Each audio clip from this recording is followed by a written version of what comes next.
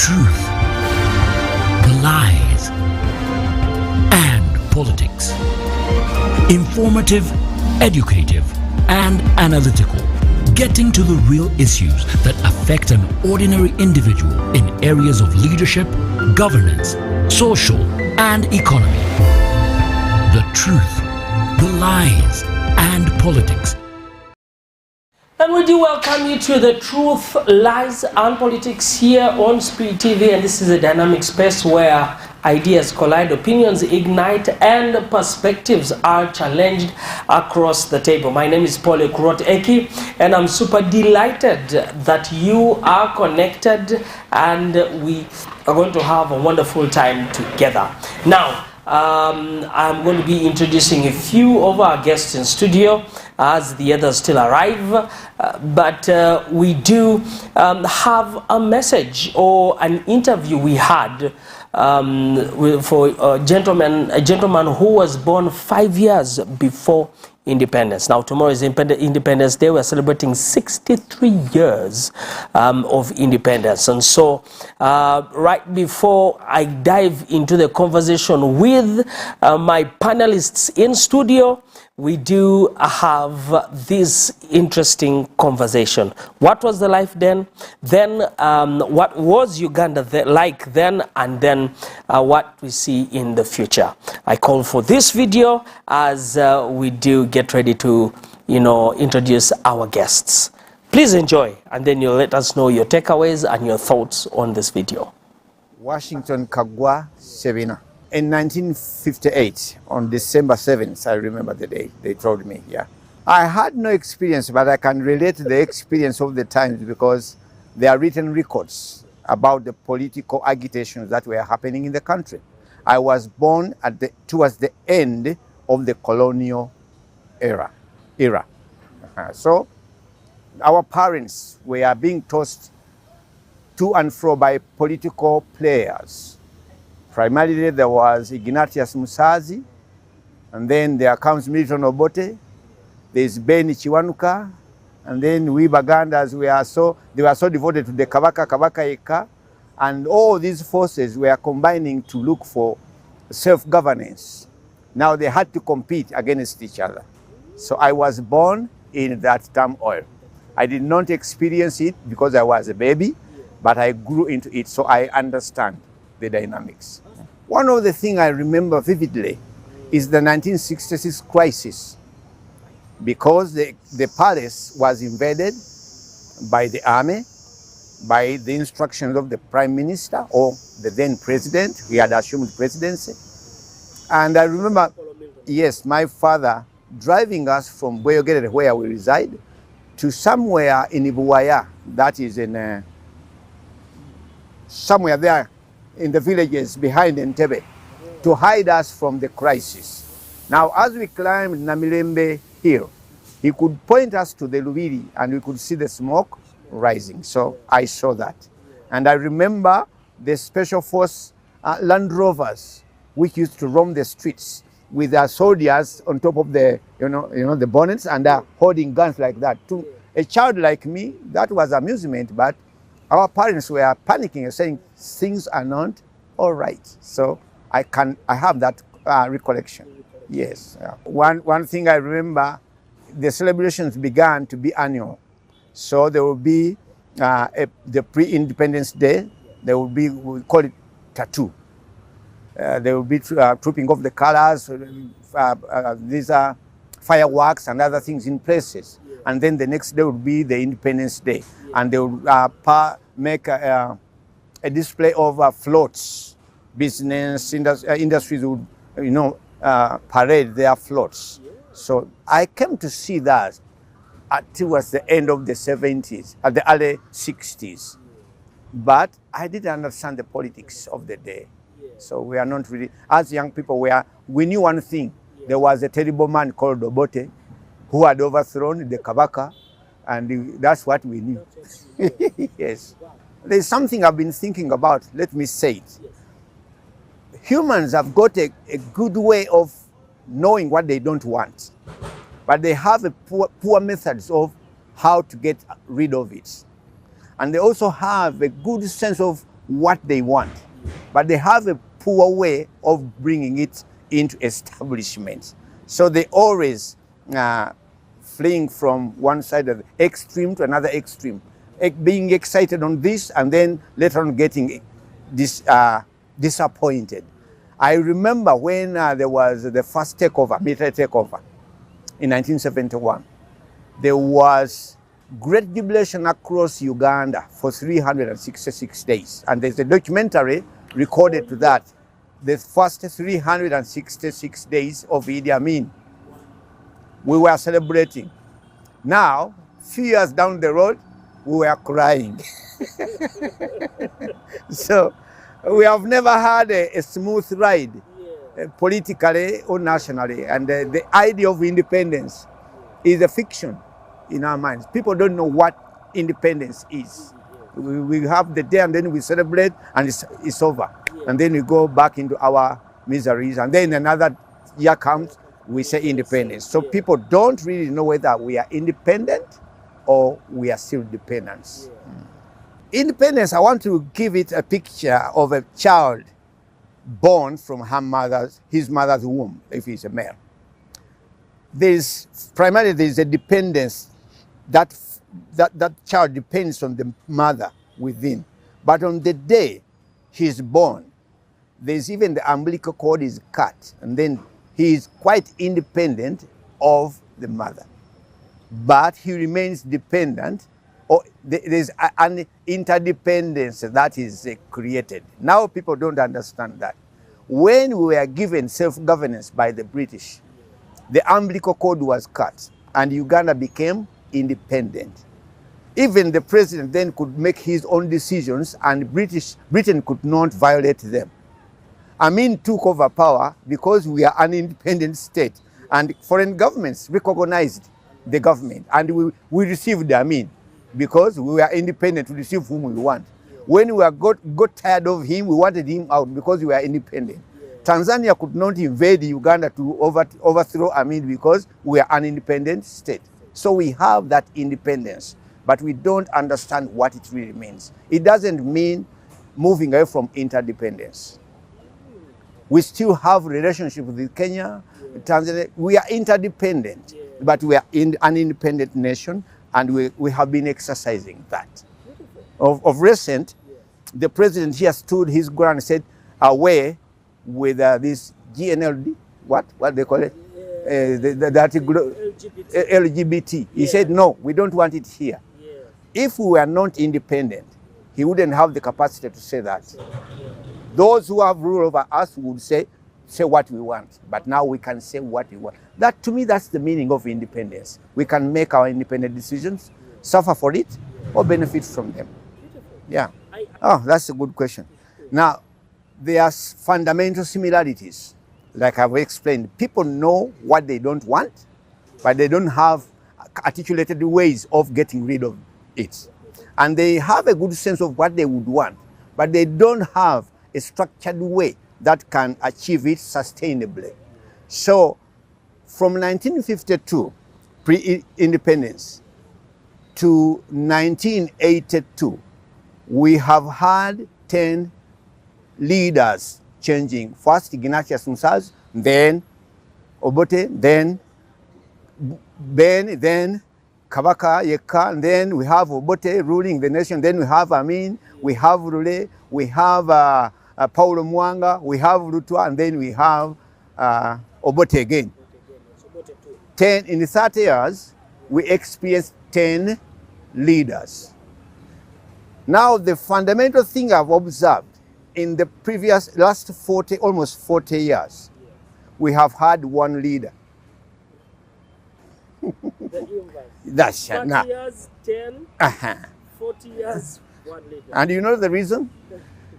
I think this leader, I'm not advocating for him, but I think this leader came with a clearer understanding of the dynamics of the nation.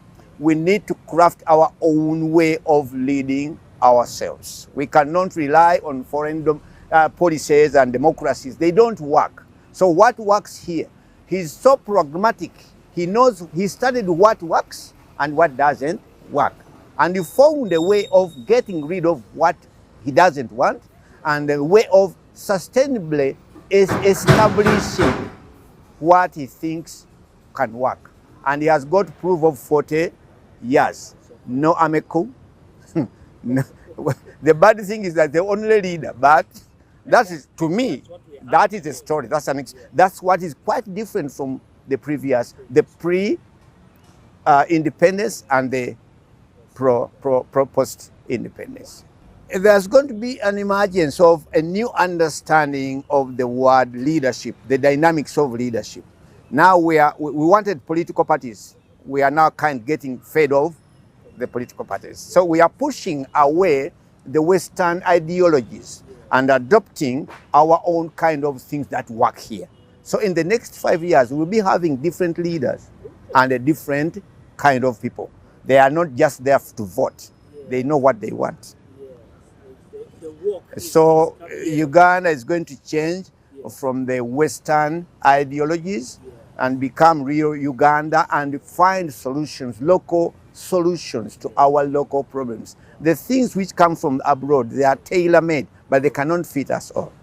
They cannot fit us until so people are beginning to think differently, and that's going to be the change. Yes. To grant the nationals of Uganda the capacity to study their history and get understanding and become wise. That's my prayer. Like I said, we were agitating for independence, and people didn't know what it means. Then the Baganda saw it coming, and their king becomes the president. Soon after, he is removed from presidency, and his palace is attacked. There's no explanation. These are internal fightings within. We don't understand it.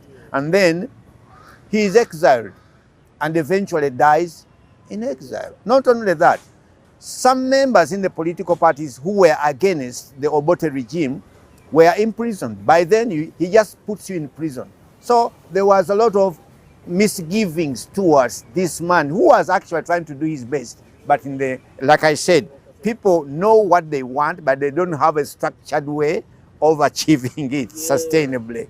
So he started changing military officers, and when he went to Singapore, he had just commissioned Oite Ojok and Elina Wilson Oriema to arrest Amin. And Amin had maneuvered through his agents in the military, and they had overheard through the waves what was being planned. And they turned the tables against Obote. While he was in Singapore, these guys took over power. Now, the army had reason to celebrate. The citizens had reason to celebrate. Obote, Amin comes in and releases all the political prisoners. He returns the body of Kabaka. Everything was Obote was out of the way. Everyone was jubilating. He had crafted something like common man's charter, whereby there was something like you from whatever country, part of country come from, you are supposed to be shifted from there and relocated to a certain region in Uganda for 7 years and work there. Now people did not like that. So when there comes somebody like Amin, he becomes a savior of the day. And we did not see the brutality that would come after that. So that was the cause of the celebration. We have never cured that, because Uganda was never Uganda. We were just a set of tribes with chiefs. The Baganda had their own king. The Basoga had their own Chabazinga. The Batoro, we all had our rulerships. And we wanted our entities. It's the British who bangled us together and gave us an independent state where people do not even agree in language, culture, and many other things. We had a political language, that's all. And no one read it well, except the politicians. So we never had a unified Uganda. Tribalism has always been there. And the only thing that has made it maybe a little bit soft, the intermarriages. Now a Muganda cannot and abuse the Langi completely, because a Langi president married a Muganda woman. and he became our Mukodomi.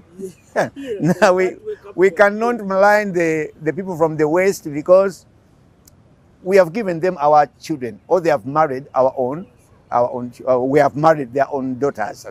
So these intermarriages are the only things that are the other language that is creeping in. Otherwise, tribalism is still rife.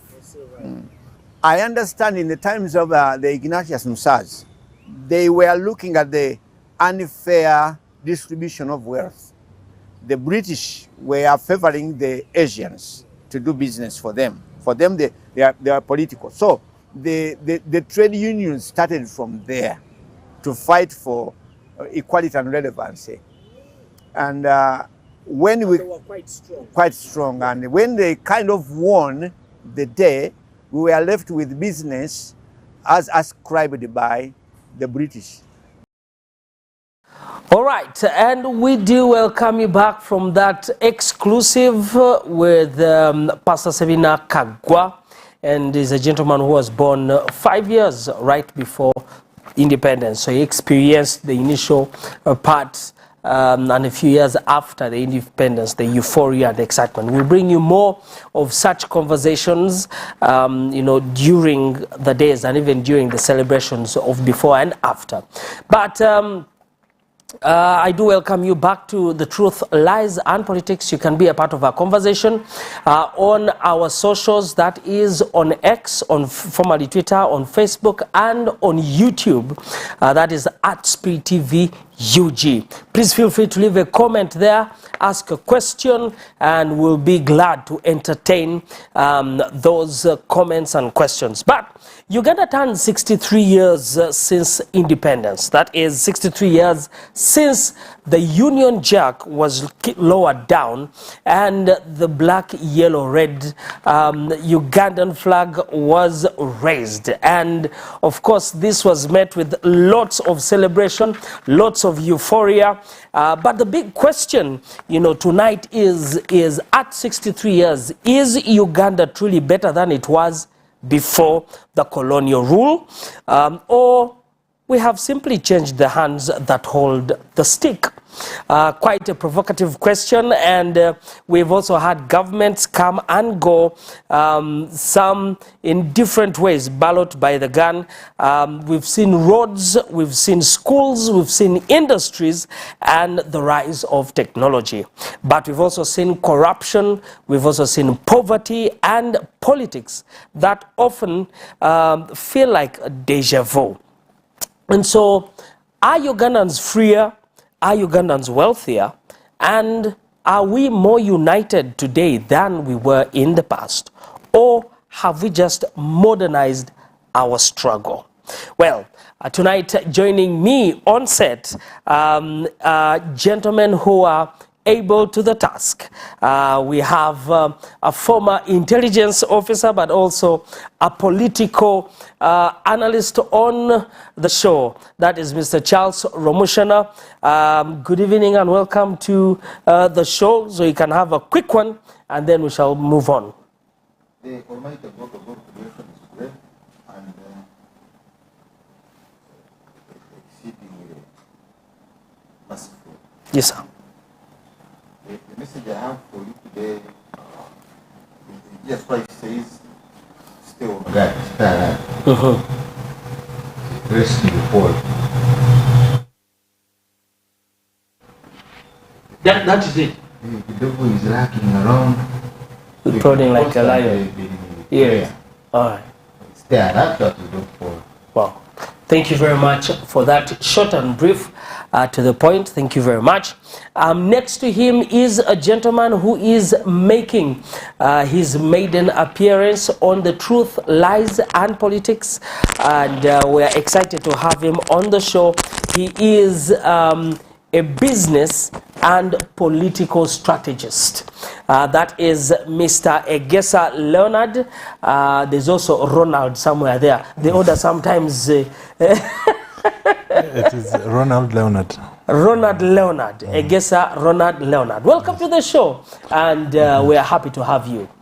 Thank you very much for inviting me here. It is my pleasure to come and have this conversation with you. and the co-panelists.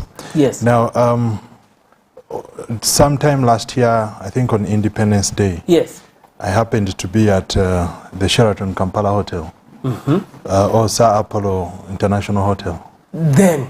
No, it actually still is. Still Sir Apollo? Yes, but under management of Sheraton. Okay, all right. Yeah, so they had what they called Marriott Bonvoy conversations, and there was a conversation on Uganda's journey to independence and after independence. Wow. So I went to listen in. Yes, that was... And I was a bit disappointed that the lady who was making presentations did not seem to have a firm understanding of our history as a country. Yes. So I ended up moving from listener to speaker. Giving more information. Yeah, because it is something that I'm very passionate about. Yes. Yeah, so happy to come here and be part of this conversation. Powerful, powerful. Thank you very much. And our third guest will be with us very shortly. He is an NRM candidate, but also is choosing to run as an independent candidate. But he's a lawyer counsel, Ronald Tugume Apuli, and he will be with us in a short while. Gentlemen, when we look to our, when we look through our Uganda and some of the things that just capture us, are you excited? Are you not excited? I will start with Mr. Egesa. Does this bring any excitement? Does it bring any, because I know you've enjoyed some quite a lot. Being a Ugandan? Not really. Yes. I am both Ugandan and Kenyan in some respect. Okay. Because, I come from the border, and that actually is an interesting point of discussion. Yes. How did we end up that, for us, the Samia from the border, we are both in Kenya and in Uganda. For those that might recall, the original map of Uganda was stretching up to Port Florence, which now you call Kisumu. Kisumu. Yeah. Then it was Port Florence. The original name was Port Florence, yes, which the British mercenaries had given it. So when the British realized that the kingdom of Buganda and the surrounding kingdoms were not easy people to manipulate into taking their land, yes, for occupation.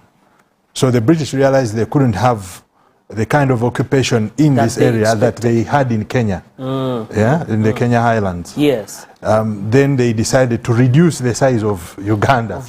So they could take part of that arable land that now constitutes Western Kenya and make it part of Kenya, the Kenya colony. Wow, yeah? Because you see, you had the Uganda Protectorate and then the Kenyan colony. Yes. So they decided to reduce the size of Uganda. Now, in so doing, yes, they drew a borderline and cut our tribe and our community so you are now into two. Yeah. So we find ourselves in a situation where you have family that is this way and that way. And do you have your citizenship now? I don't want to say that on air here unless you... but it's a common You're thing protected. on the border. Yes, no. I don't want the authorities to come down on me.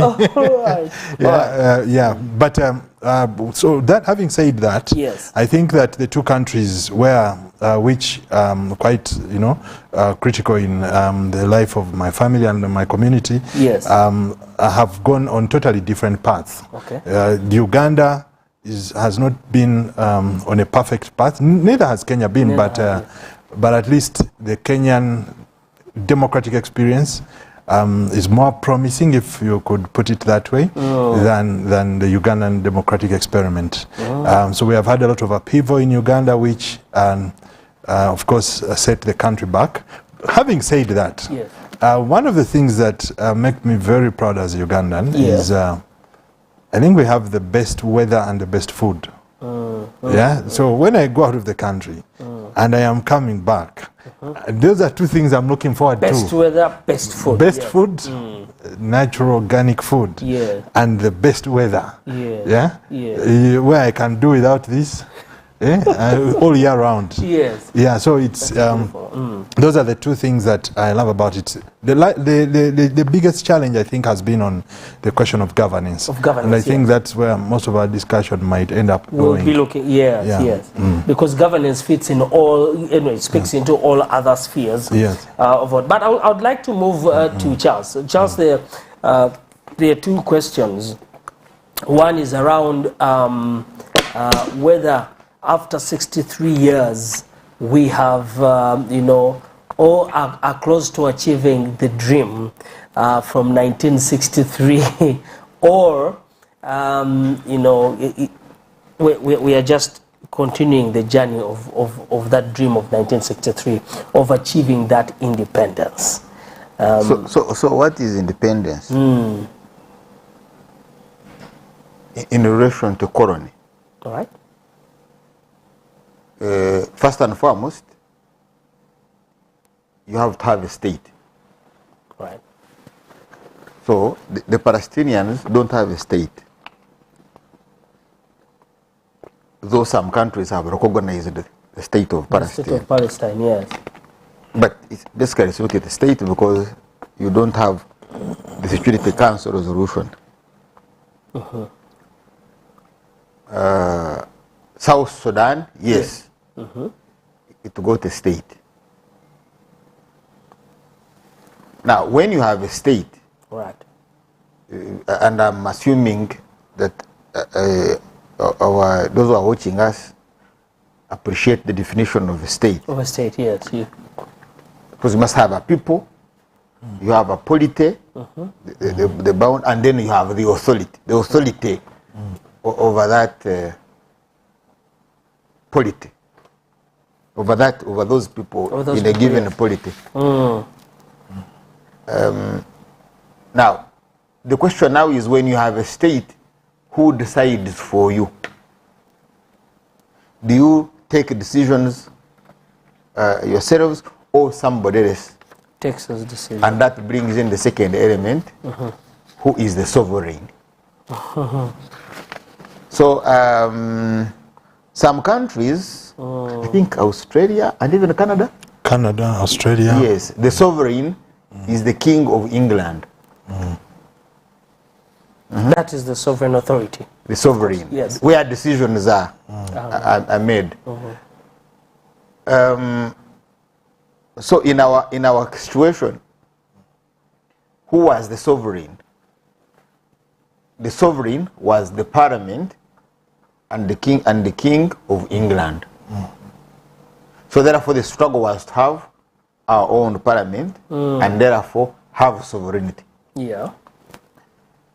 So if we agree on that journey, now then we can analyze whether we are independent within the meaning of the definition, within the definition of independence. The initial debate was, can we have one parliament? So there was agitation that the federal states would want to have their own parliament. I'm talking about the kingdoms. Yes. So you had Orkurato in the Toro of Nyoro sector, you had the Ishenjero, Mbarara, then you had Ruchiko here in Uganda. They were parliaments. Now, the good news in our journey, all of them, including Uganda, accepted one parliament. Which was a good thing. There was no contention on it. They accepted one, including the chiefdoms. Yes. Those areas in northern Uganda, there were some chiefdoms. Yes. So they all accepted one parliament, and they formed. So we had a state, and with one parliament. Okay. The only difference was on representation, the mode of representation in that parliament. So the Obote line, the Obote people, Obote and his line was that all of us should have one vote. But yes. One man, one vote. Buganda wanted a special status, where if you say there are 100 seats, Mengo will give you the 100 seats. As a block. No. Say you voted square, but for us, we here have we will give you Mengo will whatever the method, but Mengo will give you 100. whatever the number of seats that are allocated for, and they struggled on that, and was it Obote who was for one man or Ben Chwanuka? all of them were for one man Yes. vote, and they were for, except with the exception of Mengo. Yes. Yeah, it's Mengo which was saying yes, we accept parliament, but we have for us ours will be 100. that Kabaka arrangement. So what you would call the special status, and that brings you the question, what you would call the question, the Uganda question. Now, so you have a parliament. The Kabaka is no longer the sovereign, because initially the Kabaka was the sovereign. Was the sovereign, yes. Now is not The sovereign. the sovereign. Right. The sovereign was parliament, and then we had the prime minister Okay. as the executive head. Of course, there was some bit of uneasiness, but it is resolved until 1979, when Tanzania becomes the occupation force. Okay. So you cannot say that by 1979 Uganda was independent. Already we were okay. Yes, we had Amin was the sovereign was the council, the military council, Yes. and Amin himself, because he would make decrees. So he was a sovereign, but he was Ugandan.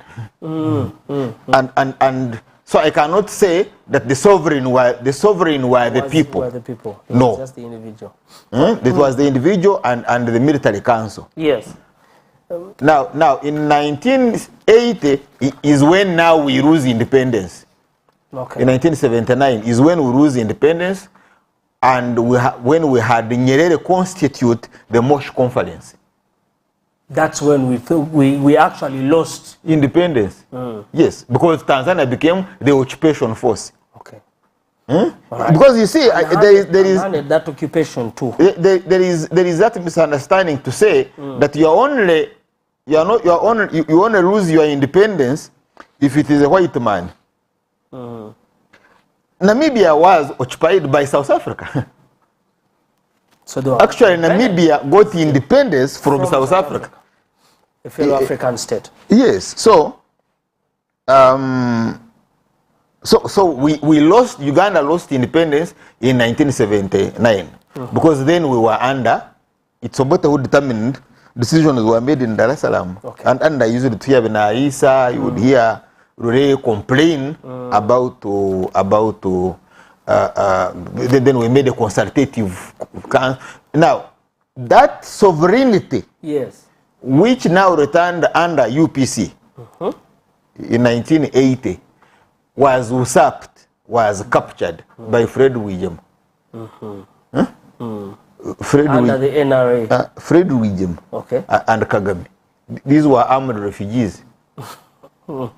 The consensus of the NRA was built around the refugees. Bunyenyezi, Ingana, Rwigema. Actually, they are very, very powerful people in Rwanda. Okay. So my argument then is that the National Resistance Army largely co-guided on an armed refugee from Rwanda becomes an occupation force. Through those armed refugees. It becomes an occupation force. Right. Like the way James Kabarebe captured Kinshasa and became the chief of staff, Right. the head of the army of DRC. Did you know that? That under Kabila, the head of the army was James Kabari. James Kabarebe, then you had Bizima Karaha, you had... Interesting. Interesting. So, and now, so in 1986, Uganda is usurped, and now the conversation starts. How do we return sovereignty to the people of Uganda? So the first leg was the election of the resistance councils. All right. Resistance committees in the villages, aimed at expanding the Resistance Council. So even the first Resistance Council of Chiza Besigye was not organic because they merely expanded the Refugees Resistance Council. Yes. Yes. And up to 1994, 95 is now when we make the Constitution. the Constitution. But this Constitution we made is under the military occupation of the NRA. So we are still. And we never disbanded the NRA. We never built our own army. So you mean that's the one? So that's why that Constitution has no power. It cannot guarantee Besigye's rights now. No. It has no power. Why? Because it does not have its own force. It does not have its own state to guarantee. So my argument, therefore, is that the sovereignty of the people in 1986, which was usurped by the NRA, was vested in the National Resistance Council. The National Resistance Council, Army Council, the National Resistance Army Council, and the National Resistance Army High Command.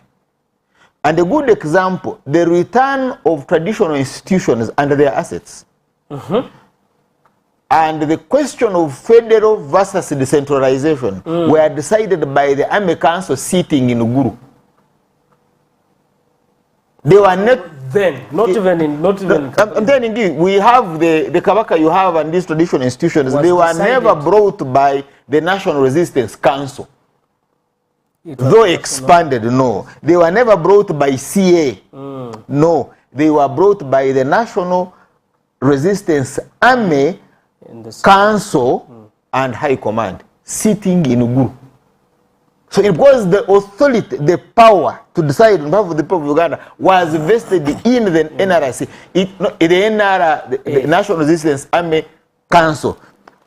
So now, therefore, this 1995 Constitution was... Yes, Mr. Gesa. What's the point? Let him finish. They can finish. Okay, please go ahead. Therefore, the power of the National Resistance Council, the sovereignty of the people was supposed to be returned under Chapter 1 of the 1995 Constitution. Okay.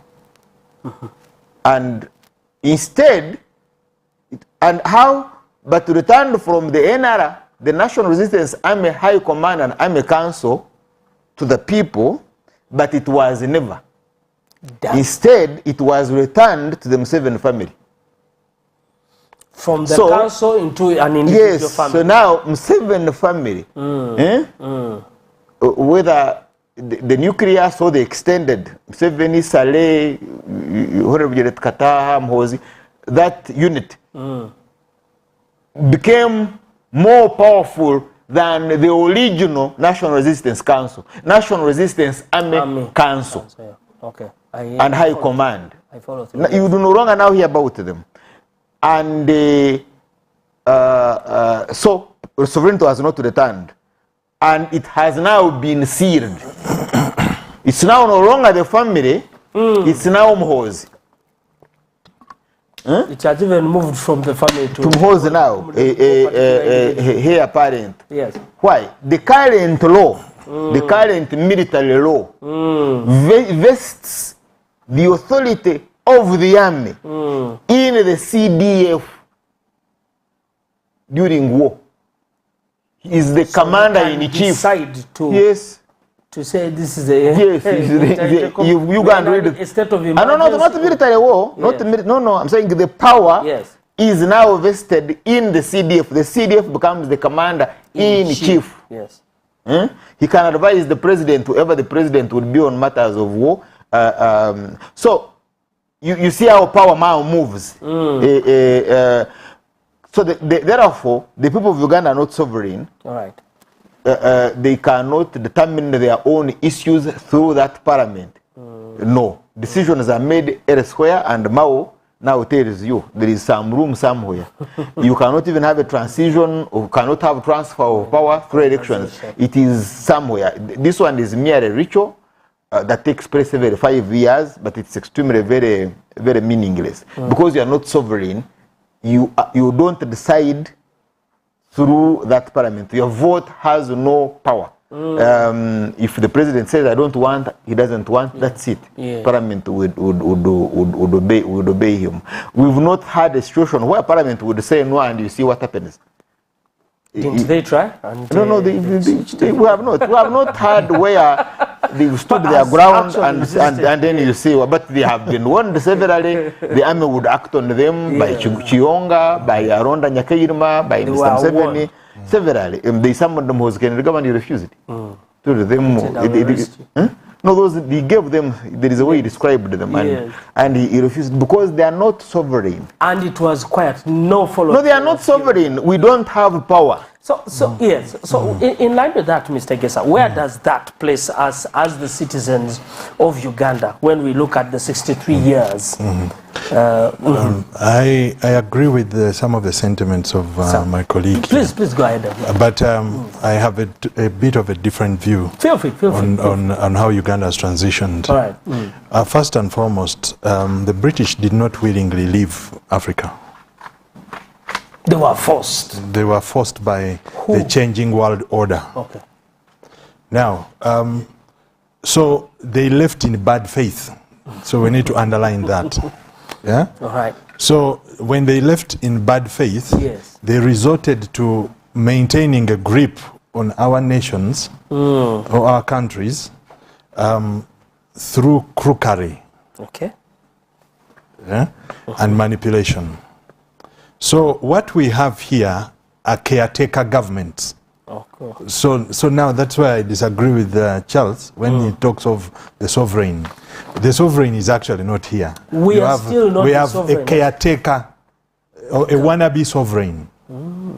Yeah. So this receives instructions from somewhere. Back in the day, I used to use a harsh word to describe these caretaker governments in Africa, but now today I've modified it. I say caretaker. I used to call them askaris for the British. But they are caretaker governments. All of them from the government that we got after the Lancaster Conference. All of them up to the current government. Is this just Uganda or this? No, it's across. There's not a single independent country in Africa, including South Africa. It's not, maybe Ethiopia, which was never colonized, but these other ones which have a colonial history, the Westerners have not left these countries. They still have a footprint. Yes, if they decide to do away with you, I mean, even Uganda, we talk about it today as a military government. If they decided that they want to impose regime change, they will impose it. Yeah. So we are still at their mercy. Yes. They just went into tricks now, using trickery and what I call crookery. So now so when we go to the changes in government that happened, first of all we look at the 63 years. Mr. Gesa, can we just Muganda says plant a stick there. All right. Yes. Can we just put a hold on that thought? We're going to come back and continue from that thought. We're taking a short break, but in case you would like to have your say on the show, go to our comment section on X, that is formerly Twitter, on YouTube and on Facebook. Leave your question, leave your comment, and contribute to the conversation. It's actually an exciting conversation. But stay tuned for more wonderful programming. This is The Truth, Lies, and Politics.